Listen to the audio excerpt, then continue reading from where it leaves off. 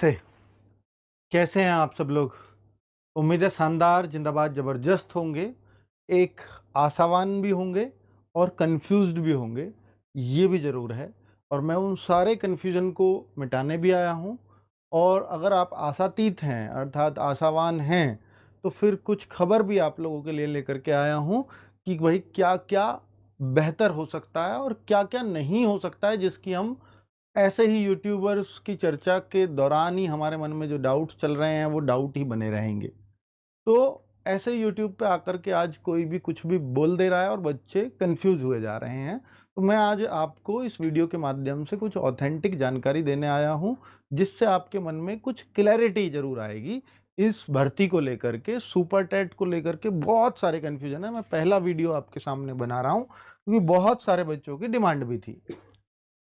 कुछ डाउट्स हैं जिसको लेकर के मैं बता रहा हूँ कि जैसे पहला है कि प्राइमरी की वैकेंसीज़ कितनी आएँगी? इसके बारे में मैं शॉर्ट्स के रूप में बहुत सारी वीडियोज़ बनाता रहा हूँ, लेकिन एक फुल वीडियो ये पहला ही है।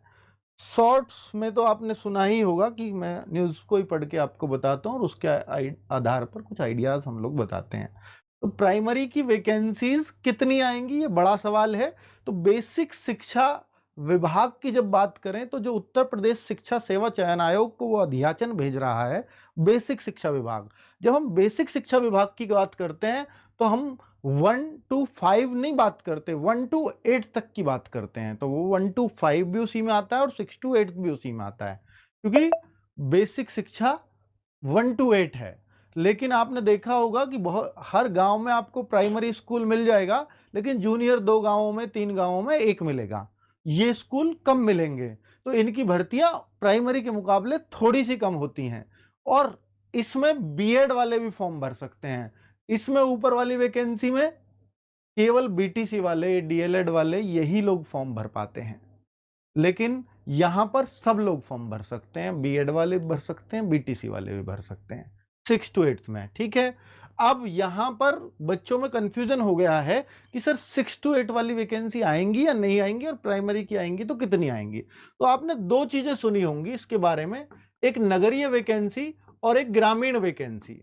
तो जो नगरीय की बात चल रही है, वो 11,000 की बात है, और जो इसकी बात चल रही है ग्रामीण की, वो 44,000 की बात है। इन दोनों को अगर मिला दें तो 55,000 की बात पुख्ता हो जाती है। अब इन 55,000 में ये क्लैरिटी अभी बिल्कुल भी नहीं है कि जिसमें जूनियर की कितनी है और प्राइमरी की कितनी है। ठीक है? दूसरा सवाल आपका कि भाई सर नगरीय की पहले आएँगी या ग्रामीण की पहले आएँगी या दोनों एक साथ जुड़ करके आएँगी? देखिए, अभी सारी संभावनाएँ खुली हुई हैं, लेकिन मैं आपको सारी का प्रोसेस बता देता हूँ कि देखिए, अभी कुछ बच्चे आयोग भी गए, वहाँ भी उन्होंने पता किया। मैं उनके आधार पर ये आपको ऑथेंटिक जानकारी दे रहा हूँ कि इसका सब कुछ लगभग तैयार हो चुका है। इसका अध्याचन भी मिल चुका है, इसका आयोग अपने स्तर पे अपना काम कर रहा है। तो अगर ये अलग-अलग आई, तो ये बहुत जल्दी वैकेंसी देखने को मिल जाएगी, हो सकता है अगस्त के शुरुआत में भी मिल जाए।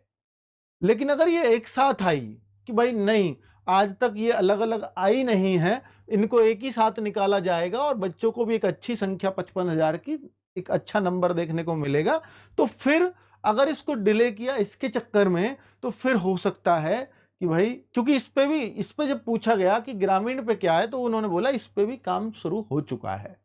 अभी तक इसके बारे में कोई कंफर्मेशन आयोग को नहीं थी, लेकिन अब इसकी भी डिमांड उनको मिल चुकी है और काम चल रहा है, लेकिन अभी पदों की एग्जैक्ट संख्या आयोग को अध्याचन के माध्यम से नहीं मिली है, पर काम जारी है इस पर भी। तो ये फिलहाल ऑथेंटिक जानकारी है। और अगर मैं बोलूं कि भाई ये दोनों मिलाकर के 55,000 वैकेंसी अगर एक साथ आई, तो फिर ये हो सकता है सितंबर तक आए, फिर ये सितंबर भी हो सकता है अक्टूबर भी हो जाए, क्योंकि इसमें टाइम लगेगा ग्रामीण वाली में। क्योंकि पहले तो ये ऑफलाइन अध्याचन भेजते हैं, फिर आयोग बोलेगा कि आप ऑनलाइन भेजिए, फिर ऑनलाइन का इनके पास पोर्टल, हालांकि इसके लिए इन्होंने तैयार कर लिया होगा नगरीय के लिए, तो ग्रामीण के लिए वही बेसिक शिक्षा यूज करेगा और उस पोर्टल के माध्यम से फिर ई अध्याचन भेजा जाएगा उत्तर प्रदेश शिक्षा सेवा चयन आयोग को। ठीक है? तो उसमें वक्त लगेगा, इसलिए फिर ये सितंबर अक्टूबर अगर दोनों एक साथ आती हैं तो फिर ऐसा होगा। ठीक है। अब इसमें बात यह है कि सर जूनियर की कितनी होंगी, ये क्लैरिटी बिल्कुल भी नहीं है। लेकिन इससे थोड़ा-सा और बच्चों का शक बढ़ जाता है कि जब उत्तर प्रदेश शिक्षा सेवा चयन आयोग अपना सिलेबस जारी करता है, वो टीजीटी का भी सिलेबस देता है, वो पीजीटी का भी देता है, वो असिस्टेंट प्रोफेसर का भी देता है, वो सुपर टेट का भी देता है, और सुपर टेट में वो सिलेबस सिर्फ प्राइमरी लेवल का देता है। तो फिर बच्चों के डाउट्स बहुत सारे बढ़ जाते हैं कि भाई अब क्या इसका मतलब है जूनियर की वैकेंसी आएंगी ही नहीं? हो सकता है बाद में अपडेट भी कर दिया जाए सिलेबस, फिर से भी तो ऐड ऑन हो सकता है, इसके लिए किसने मना किया है? तो वो सारी पॉसिबिलिटीज अभी बनी हुई हैं, तो इस चीज को अभी नकारा नहीं जा सकता कि 6 to 8 आएंगी ही नहीं। और ये रेशो भी अगर आप देखोगे तो रेशो आप ये मान के चल सकते हो कि जितनी आपकी प्राइमरी में वैकेंसी आती है उसकी आधी ही जूनियर में होती हैं, पद तो हमेशा ही कम रहेंगे। ठीक है, अगर हम बोले भाई हाँ मतलब आधी और दुगनी का फर्क होता है। जैसे अगर मैं बोलूं कि 11,000 कोई मैं बांटने लगूं तो ये करीब 4,000 और 7,000 के आसपास अगर इनको बांटने लगा तो फिर इतना इतना फर्क आ जाएगा दोनों में। तो ये इस रेशो में होती हैं, क्योंकि जब आपने 60,000 या 68,000 पद देखे थे तो उस टाइम 29,000 पद जूनियर के भी थे। ठीक है, तो वो उस टाइप से आप देख सकते हो। नहीं, 29,000 और पहले थे। अगर मैं बात करूं ये 2014-15 की, उसके आसपास की बात है। ये 29,000 आए थे और वो 60,000 थी, तो इतना अंतर इनमें होता है। चलिए, क्या इस बार भी एकेडमिक के मार्क्स के गुणांक जुड़ेंगे? इस बार भी एकेडमिक के, ये बहुत बड़ा सवाल है। ये सवाल भी उन छात्रों ने उत्तर प्रदेश शिक्षा सेवा चयन आयोग के अधिकारियों से पूछा, तो उन्होंने बोला कि इसके बारे में कोई जानकारी अभी आपको नहीं दी जाएगी, नोटिस का वेट करिए, आपको ऑफिशियली जानकारी मिल जाएगी। लेकिन मैं आपको यह भी बता के चलूंगा कि पहले क्या होता था। अगर पहले जैसे देखिए, दो संभावनाएं, पहले तो 10-10% होता था 10th 12th एंड ग्रेजुएट वाला, और बाकी 60% आपको मालूम है कि कौन सा वाला होता था, आपके सुपर टेट वाला। तो उनको मैं करके भी दिखाऊंगा कि उसका फर्क कैसे और कैसे उसको जोड़ते हैं। तो अगर मैं बोलूं कि भाई एकेडमिक अगर हुआ तो पहले जैसा होगा, एक संभावना तो यह है। दूसरी संभावना फिर एक ही है, और दूसरी संभावना यह है कि एकेडमिक को पूरी तरह से खत्म कर दिया जाए, क्योंकि ये बच्चों ने बहुत विरोध किया है इस बात को लेकर के, और जो आयोग तक भी ये बातें हैं, भैया कोर्ट केस में चीजें ना फंसे। आयोग ये चाहता है कि एकेडमिक का कुछ भी परसेंटेज ना जोड़ा जाए, क्योंकि 2005-4 ये जिसमें इन्होंने 10th-12th किया बच्चे 10 वाले, 2010 से पहले पहले वाले बच्चों का परसेंटेज कुछ और होता था, और 2010 के बाद जितने आसान ये सिलेबस हो गए हैं उसमें परसेंटेज हाई फाई हो गए हैं यूपी बोर्ड के। तो जो बच्चा पहले 60% लाता था, आज की डेट में हो सकता है वो 80% ला रहा हो। तो इस इतना फर्क आ गया जिससे एक फेयर भर्ती नहीं कहेंगे, यानी जस्टिफिकेबल चीजें नहीं मानी जा सकती फिर, है ना। तो इस वजह से बच्चे विरोध कर रहे हैं कि भैया एकेडमिक तो फेयर चीज नहीं है। तो उसके लिए आगे बताऊंगा कि ये कैसे होता है ये सिस्टम। क्या अपियरिंग वालों को भी मौका मिल सकता है? नहीं, अपियरिंग वालों का कोई चांस नहीं, रिजल्ट पहले ही चाहिए होगा। ठीक है, अपियरिंग कौन? बीटीसी या बीएड वाले जो फाइनल सेमेस्टर में, मैं उनकी बात कर रहा हूं। सुपर टेट का नया सिलेबस जारी हो गया है क्या? ये बिल्कुल हो चुका है, इसको मैं आगे दिखाने जा रहा हूं। सुपर टेट या टीजीटी किसकी तैयारी करें? मैं कहूंगा कि जो साथी बीएड हैं अगर वो जूनियर की तैयारी कर रहे हैं तो फिर वो अपने टीजीटी पर ज्यादा फोकस करें, बजाय इसके कि मैं सुपर टेट प्राइमरी में लगा रहा हूं, मतलब जूनियर के लिए लगा रहा हूं। नहीं, तो फिर आपको फोकस करना चाहिए अपने टीजीटी पर, अगर आप बीएड हैं तो। अगर आप बीटीसी हैं तो फिर सुपर टेट की 11,000 की वैकेंसी तो कंफर्म है। ये कब आएगी, ये इसके साथ मिलकर आएगी 44,000 वाली, उसका भी बहुत ज्यादा कंफर्मेशन नहीं दिया जा सकता। तो टीजीटी वाला फोकस उनको करना चाहिए जिनका बीएड है। ठीक है, ये क्लैरिटी हो गई। अब मैं बात करने आया हूं कि ये एक लेटेस्ट न्यूज है जो इसी शनिवार की न्यूज है, उसमें अगस्त में आ सकता है 80,000 शिक्षकों की भर्ती का विज्ञापन, ये इन्होंने बोला। और आयोग अगर अगस्त के लिए बोल रहा है तो आप ये मान ही लो कि 80,000 की जब ये बात करते हैं तो 80,000 की किस किस की बात कर रहे हैं। तो इन्होंने बता भी दिया है कि 11,000 तो प्राथमिक शिक्षकों की बात कर रहे हैं हम, है ना, और 55 बेसिक शिक्षा विभाग में करीब 55,000 वैकेंसी, तो इन्होंने जोड़ करके बता दिए दोनों को, जिसमें 55,000 की टोटल वैकेंसीज हैं, जिनमें 11,000 ये का अध्याचन मिल चुका है। ऐसा इन्होंने बताया था इसमें ही। ठीक है, ये 11,000 की भर्ती ऑलरेडी आगे चली हुई है। जो असिस्टेंट प्रोफेसर की वैकेंसी है 2100 कुछ, और जो प्रिंसिपल प्राचार्य की वैकेंसी है एडिड कॉलेज में, ये इसी महीने विज्ञापन आपको देखने को मिल जाएगा। सबसे आगे प्रिंसिपल की वैकेंसी चल रही है जिसके 111 पद हैं, तो शायद सबसे पहले वो मिलेगा, फिर असिस्टेंट प्रोफेसर, और फिर उसके बाद इन सब की बारी आएगी टीजीटी वगैरह की, और फिर आपके सुपर टेट की बारी आने वाली है। तो ये एक क्रम रहेगा जैसा पता चला है। टीजीटी, पीजीटी, प्रधानाचार्य, बेसिक शिक्षा और असिस्टेंट प्रोफेसर, ये सारी भर्तियां हैं जो इन्होंने बताया है। ठीक है, अब मैं बात करता हूं, देखिए ये यूपी टेट की उत्तर कुंजी अभी जारी हुई है कल, तो उसके लिए ये कल की खबर है, आज का न्यूज़पेपर है। तो जो आज का न्यूज़पेपर है उसमें भी ये साफ लिख दिया है कि सहायक अध्यापकों की भर्ती परीक्षा का पाठ्यक्रम जारी। तो ये सुपर टेट का पाठ्यक्रम के बारे में बताया है, जिसको हम सुपर टेट कहते हैं, जिसको हम कहते हैं कि प्राइमरी लेवल का ये सिलेबस है। तो वही टाइम, वही डिस्ट्रीब्यूशन की हिंदी, अंग्रेजी, संस्कृत कितने की आएगी, विज्ञान कितने का आएगा, पर्यावरण कितने का आएगा, गणित कितने का आएगा, एसएसटी कितने की आएगी, शिक्षण कौशल कितने का आएगा, बाल विज्ञान कितने, मनोविज्ञान कितने का आएगा। तो वो सारी चीजें यहां बताई हैं, जिसको मैं आगे एक एक चीज को एक्सप्लेन करने वाला हूं। बाकी यूपी टेट की उत्तर कुंजी पे आप ऑब्जेक्शन भी लगा सकते हैं, कौन कौन से पे गलतियां हैं, है ना। ठीक है, और क्या। Angel One app is built for traders. Open free Demat account today. Investments in securities market are subject to market risks. Read all the related documents.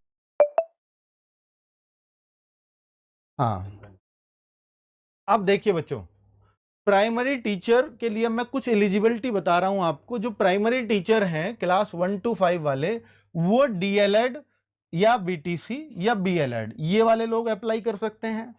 इनमें यूपी टेट का पेपर 1 पास होना जरूरी है। अगर आपने सी टेट पास कर रखा है, क्योंकि अदर स्टेट वाले बच्चे अक्सर ऐसा होते हैं कि वो यूपी टेट नहीं देते, तो इनमें से कोई सा भी है, दोनों बराबर वैलिड हैं यूपी के अंदर।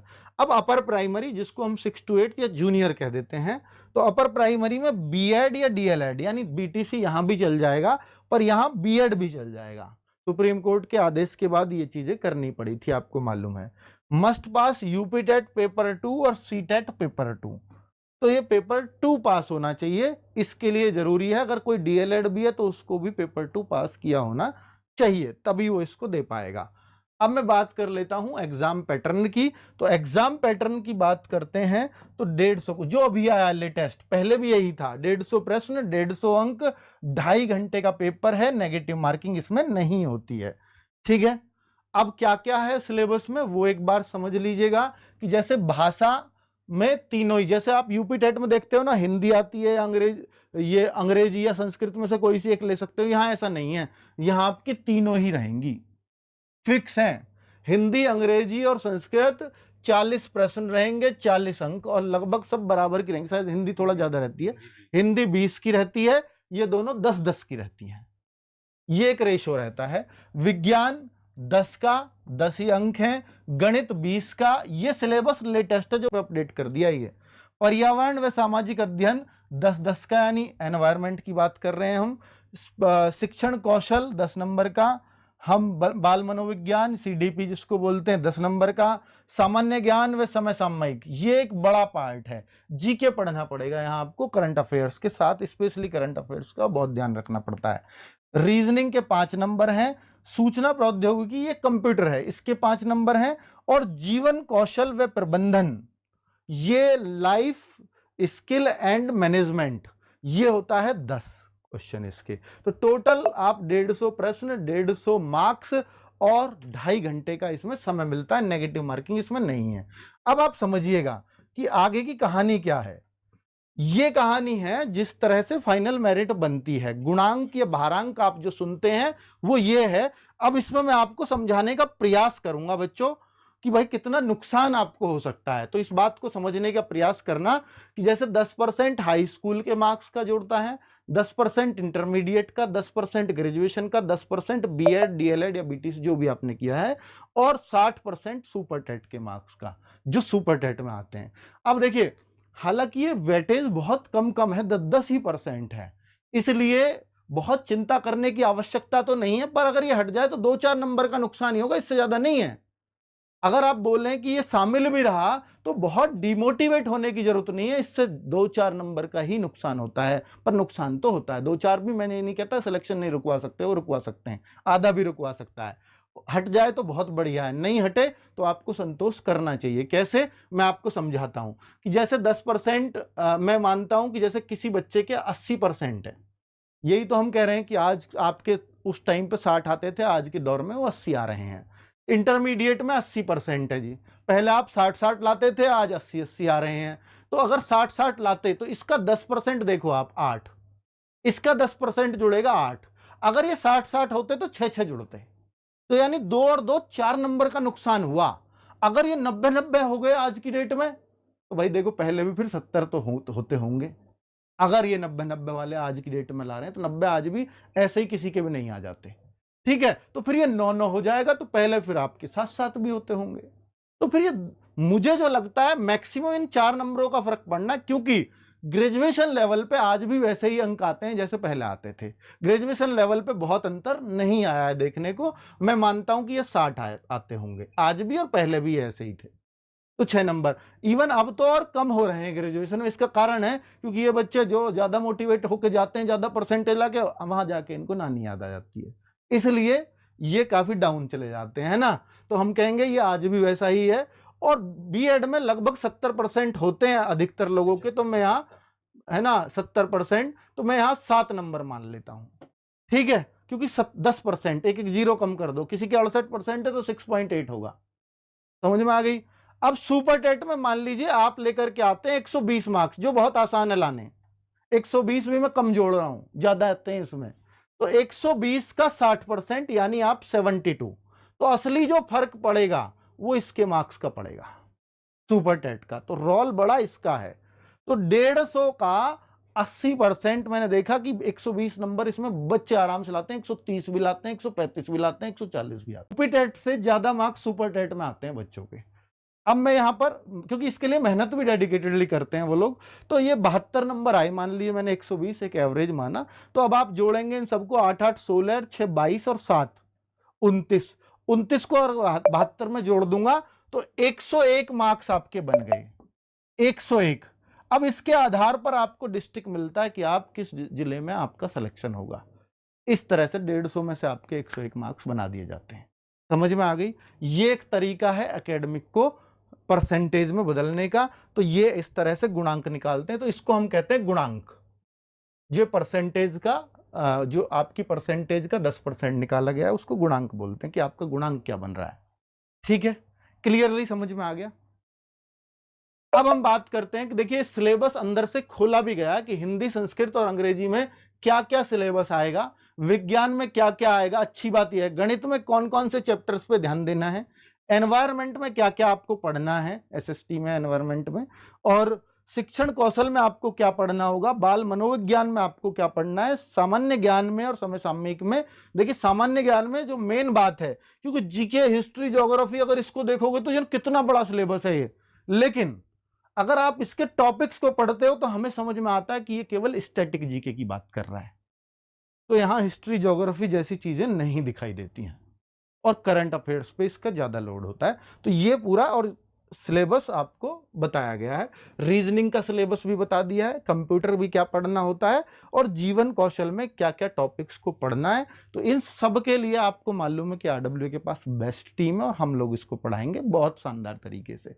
ठीक है, 120 का 48 होगा, 80%, 80 का 60% निकलेगा। ठीक है, क्या कह रहे हैं मेरी समझ में नहीं आ रहा, क्या बोल रहे हैं?